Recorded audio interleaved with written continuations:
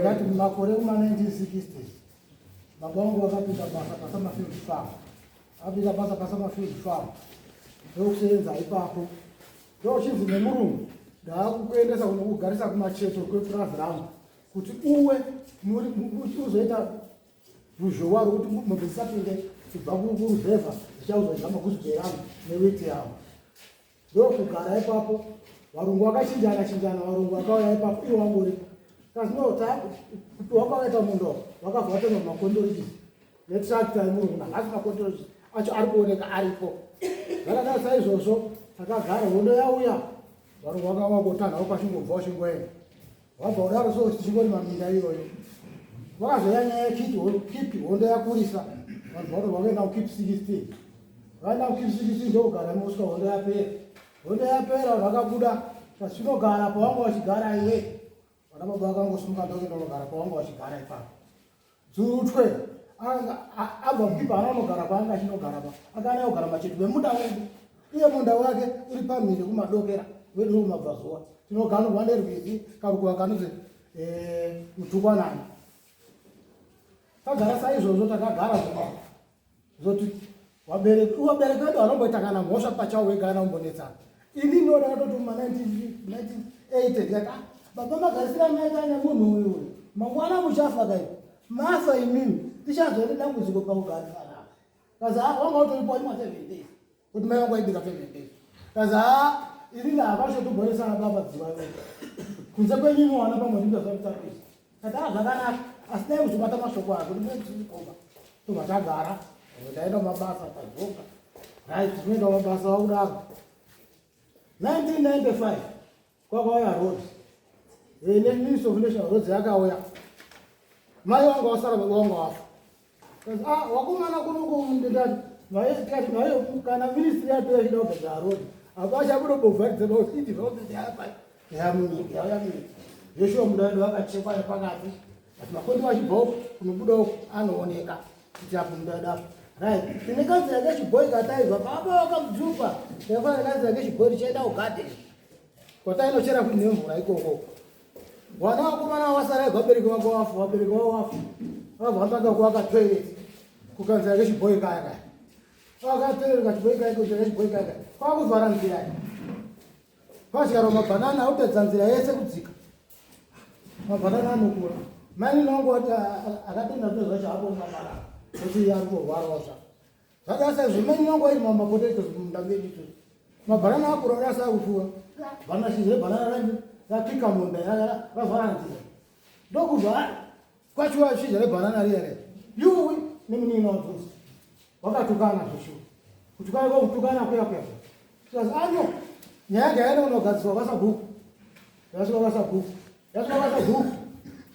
nyaya zvitorwe nyaya yebhanana ndobva vasvikadzuka vati achatori nyaya yebhanana babanana tatotora munda uri wako usi wako munda tatotora enda hakuna kwaanoenda mukazvati indinogara chemba yamisisi inini ndobva busa mari ubva flasha mari manyusa akati akwese kwamunoenda hakuna kwamunoenda zveshuwa zvaka zveshuwa kuti hakuna kwatakaenda kuzoenda kudare kwaishe chidzinzwa taenda kudare kwaishe chidzinzwa tasvika kudare kwaishe chidzinzwa kuya kuya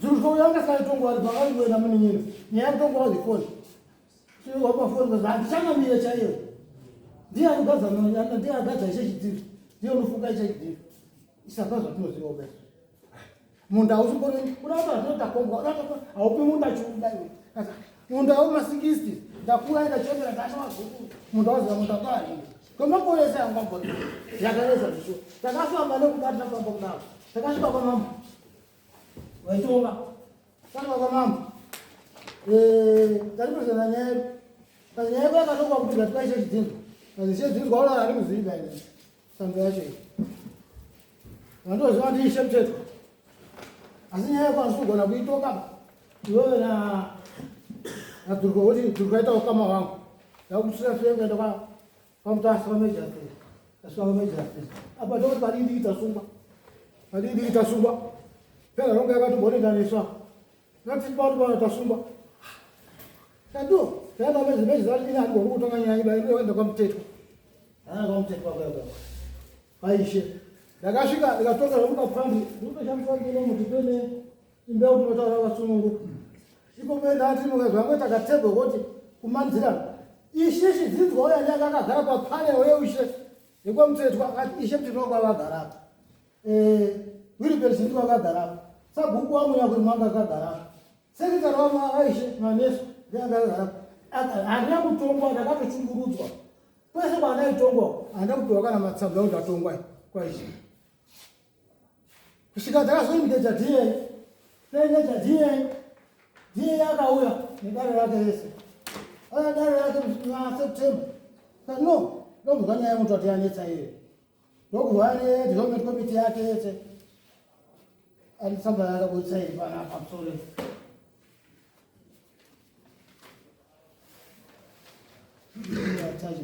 yakatangira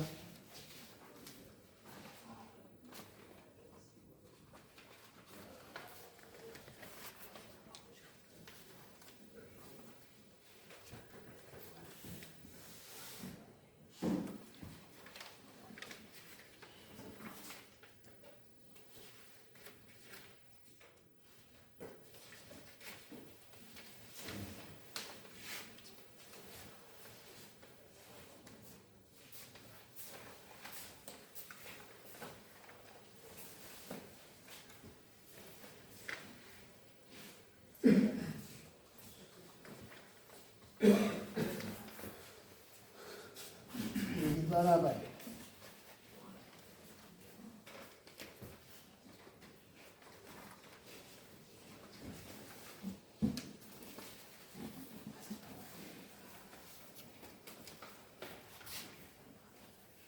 diye yauya tikati tisumuta tiri mupurasi tiriva kuti mupura wako uri kuzewa wakomana vanoti vanasabhukuenda vanoti nyaya dzataruka panapa dzidedzada kuti chita kwakaipaita ndokubva warokazaa ngatiendese kumasettlement kuna varondosai tarisaona kusettlement kuna varondosai idomboriti ndeya ada ndomboritimerai twispa ipapapo chuka chikubuda chacho hapana tasviswa kwarondosai varondosai kanensi kuna range office range office akati ini handikoti kuti ndingapresent over the story because ida vari maboundaries vemaboundaries ndovachauya velemsechekupapani ishua tingaidonekupapani vakazobuda tsamba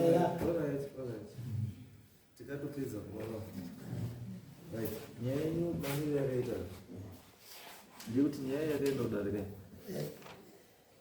ndizvo yakamboenda asati yakamboenda nyaya yakaenda iri kudare dare rikati chii kwamutasa yakanzi hatigoni kuitonga nyaya yacho kwamutasa yakanzi hatigoni kutonga kwahedman yakanzi chii kwahedman akanzi munanga wadzoka wanzi ndowadzoka pamaenda ini kuhaikuru kwamajor street kwadiye waenda kwada is not a court izwai mashandiro anoita mutemo the first court muzimbabwe primary court ndera headman then from the headman toenda community court ndo ramambo kubva ramambo panere pamajor street kubva kwamajor street kune kuhigh court from high court to supreme court to constitutional court ndo matare chete iwawo muzimbabwe chinokwanisa kuitwa nelands committee they cannot repeal a decision given by a court kuti ndapa mutongo muno munhu sedare tori court da kana ceo kana secretary for lands dcc secretary for lands kana lands committee yekwamutasa cannot change that decision because it's not a court a court decision can only be changed by a higher court of appeal ukapiwa decision ine lower court kana usina kufara you appeal to the next court. Wapira to the next court, yokupa decision. It's either decision yakapiwa ku lower court, inotorwa sezvairi is upheld, and kana kuti inoraswa. Ndizvo. Imi makaitei because according to these papers, yakabva ikaenda kwani kwa headman Mbonda. And according to headman Mbonda pana ari kuti take sure dzinhu. Anditi ndiye muridzi wemunda. Anditi saka zvarinoita manje izvo mambo akati handikwanisi kutonga nyaya yane yadzirurwa because dzirurwa hama yangu. Ane two things zvanokwanisa kuita mambo. Anokwanisa kuempower a headman kuti izwa nyaya. Headman over decision. Saka decision yapiwa na headman iyoyo. Anditi after mambo azvirikesa, it's as good as mambo apachi apa decision.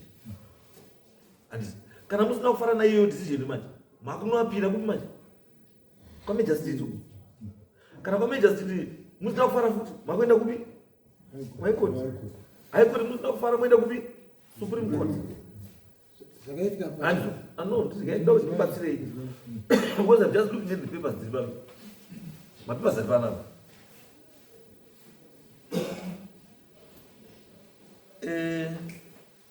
18 November 2020.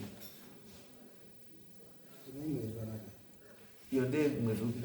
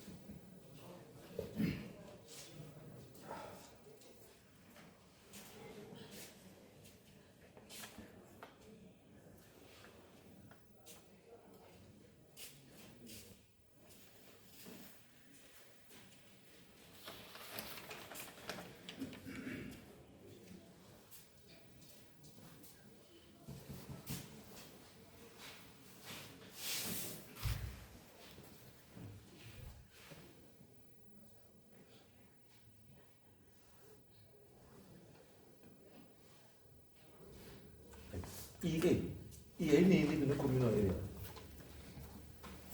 Again, for this is resettlement. Yes, it's very important. Even resettlement. And but the doctor, commission, and a commission is not to a court to carry out an investigation. Then the court then gives a decision after the findings of the court.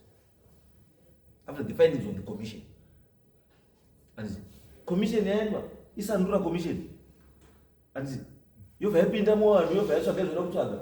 And yawana then submits the report now to the president.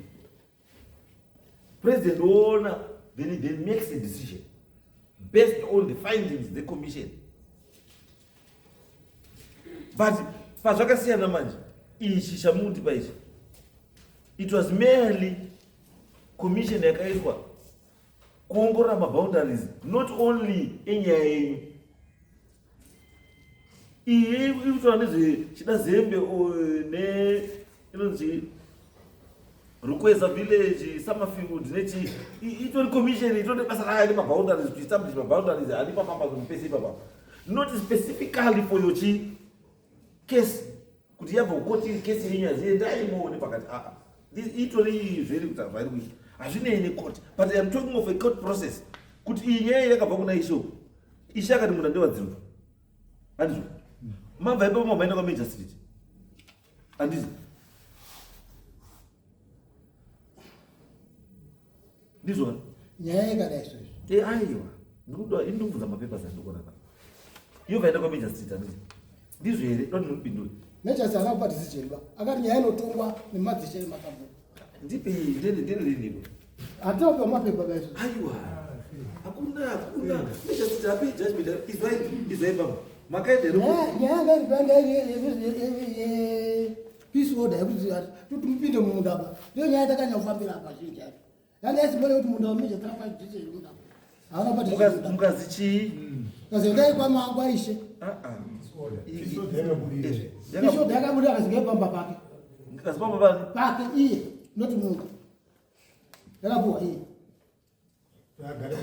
iye kumba kwake tisasvika pamba pake baizvozvo ezvo but imimika handikamugona makapira here against decision yakapiwa naishe yekuti munda ndewake did you appeal against that decision tiyose katakauya kuno muna pane nyaya you are talking of 1819 chi this is 2020 2020 appeal ine nguva bavo appeal ine time frame handiti zvese zvamakapedza nguva muchinoita zvekunetsana nekuda kurima pamaudzwa nekoti zvapasi penyu then you waste time uda kuenda kuparima instead yekuti nguva iyoyo yamainetsana nekuda kuparima pamanzi apasi penyu ndio final time makaita sei makaita appeal against decision yelower court kuti ioneke kumiri kwayo kuti iite court case manje kuti makupyudha nyaya yenyu ichikwira but you never did that hamuna kuzviita vanhu vanga vatoedisani vatoedisipezi vanhu vakutanga kuwirirana pamba nenyaya dzisene munda wakatorwa sei aiwazve imi munowirirana pamba patorerwa muda sei musikati kunetsani nemunhu akahwina nyaya because according nemamiri atakaita izvizvo nemapepa ekoti ende zvamunotaura even said ndikaendi kutsvagire ndikuverengere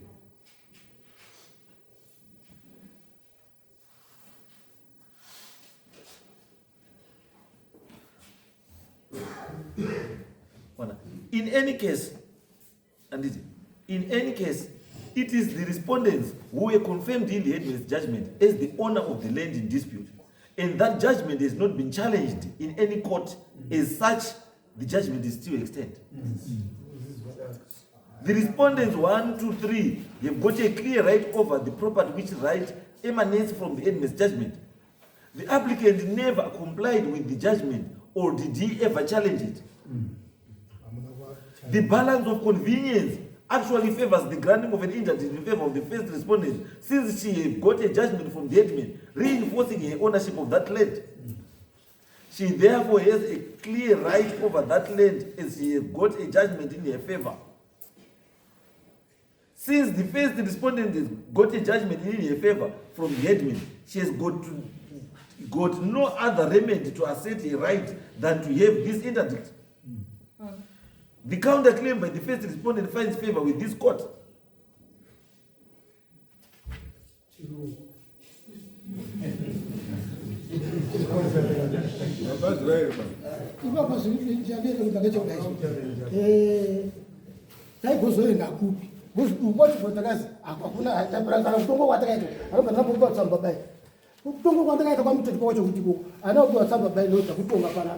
No, it is not judicial majesty to consider judgment on Bakwe. Kana is why Kana mapedza nyaya judgment unopiwa clerk of court.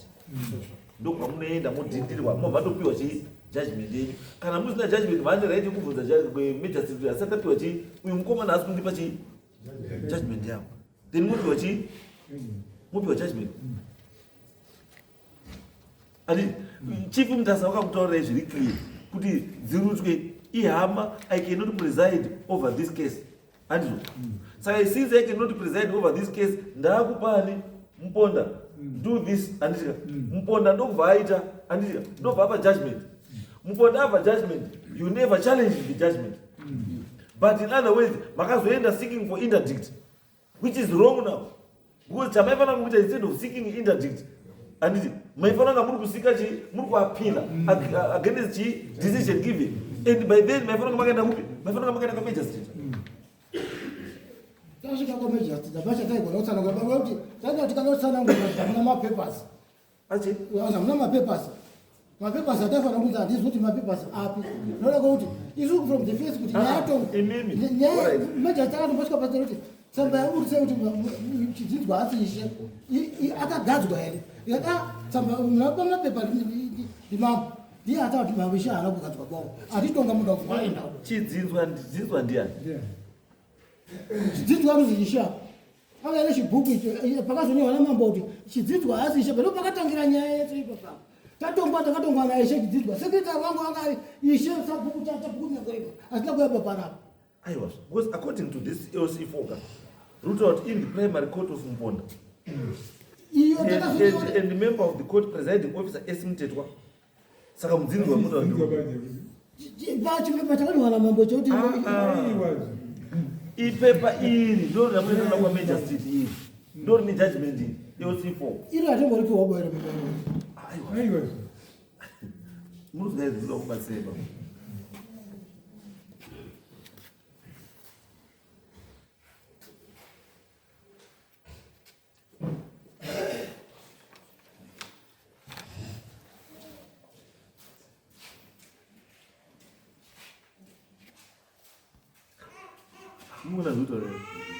Even it doesn't make any sense. Because when the matter between Mankonza and Zulu, I cannot take that case because of the relationship between the Chief Mutasa and the Zulu family. This case, so can you solve that case? And it was here to the magistrate court Mutasa. It's a better of kuna Chief Mutasa. And over annual bazaar. Also, Chizinwa is not headman. Headman is Mtetwa. Ndio wakati someone chizinwa yeye. I was. Noti No, but say about. How to headman? Chizinwa is not she headman. Headman is she Mtetwa. Then we go to the LC44. No judgment. Bakavanya the judgment. Really in the primary court of one bond. Presiding officer is Mtetwa. Mambo. Nyaya ile pande. Ini ndio swapila sei. Baba nadi sina kubwa bayo. Leo tunaona ma minutes. Azuru kwa tataenda kukwa. Ipo nataka tuone. Imimi matsamba yenyu and chitula matsamba yenyu. Then try to appeal to magistrate. That's right. Which would always follow if you want to appeal. As of now, because I cannot hear this case now. Can a case to me the magistrate? Unless it's referred back to me, then I can hear it. But can I eat or equal? I cannot say when you have magistrate and I foot as it was already Shirapa. This is Makanyo Robuzi, and I come magistrate. Tell your own magistrate, you cannot have this case and deal with this case because of the relationship. And so we mean appeal in your phone when the direct on the magistrate. And Saka, I'm not going to see issue. And as instead, you mean you could work on a magistrate. Makaenda ku file of an interdict. Yeah, I know it what. Let's office that have an answer that dispute. Let's office what? Ilmu settlement. What's that story? Tirikuti kana ilmu resettlement. Anzo. Kana ilmu resettlement. Munhu angaine masimba ekudaidza lens officer. Anditi kuti ape ma GPS atore GPS ape ma coordinates ekuti uyantangira pa chipera ikoti saka ime muri lens officer ndiafuna kuya saka iparo daidza lens officer ndiya Takaenda hapo lens office akati ndemogarisani yako kuti tsamba ndemogarisani totogarisana sei tsamba izwa ipambo tusanduzwa bambo tunkwese bambo tuli half cooked muruzwa bambo munotanga chinhu mopera panzira munotanga chinhu moterera panzira munoti mimi lens officer ari kuzipanda ma coordinates apo iyo tene mugarisani zvakanaka. What do you mean? What settlement? Imo maenda kutogara zvakanaka. Atina mugarisani zvakanaka saka tuzoti kutaura kuti mimi muruzi mimi lens officer ari kutenda mugarisani zvakanaka ati then nyaya yapera haina opera kuti choti nyaya yapera chia is the provision of my coordinates ekuti uyu anopantangira pachiperera pa uyu anotangira pachiperera pa and who should provide that is the lens officer. Ana kubuya leto story. Saka koti inomanja ikwanisa kuti ite izvo manje kuti kutana yakuda kuti magistrate nemwe appeal lens officer magistrate odaidza lens officer wo provide information inofanira zaite sei a provide and then nyaya yebva ichita sei appeal yenyenze. But as of now makaiwa according to these papers because One to you judgment you are even your interdict is based on that.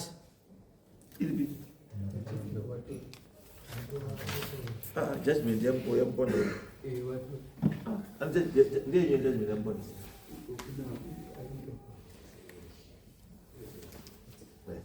this one, yes, so this was the day when I made just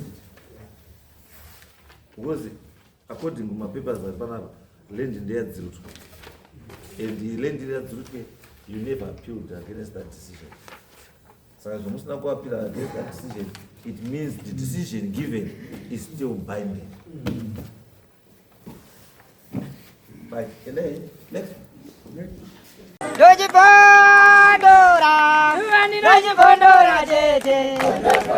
Teachcatch MTV inokupa inyaya dzakasiyana-siyana dzinoitika mumatunhu atigere neakatikomberedza, dzinotyisa, dzinofundutsa, dzinokatyamadza pamwe chete nedzinosetsa. Kuti musarasikirwe nenyaya idzi, munoenda pa YouTube channel yedu Teachcatch MTV, mondo subscribe ipapo, musakanganwe kulaika pamwe chete nekushare, musazokoshiwe kupfanya kabhatani ako ndokabheroka kuitira patinokanda chinopisa munoyeuchidzwa. Teachcatch MTV tinodzifambira. Dojibondora, dojibondora,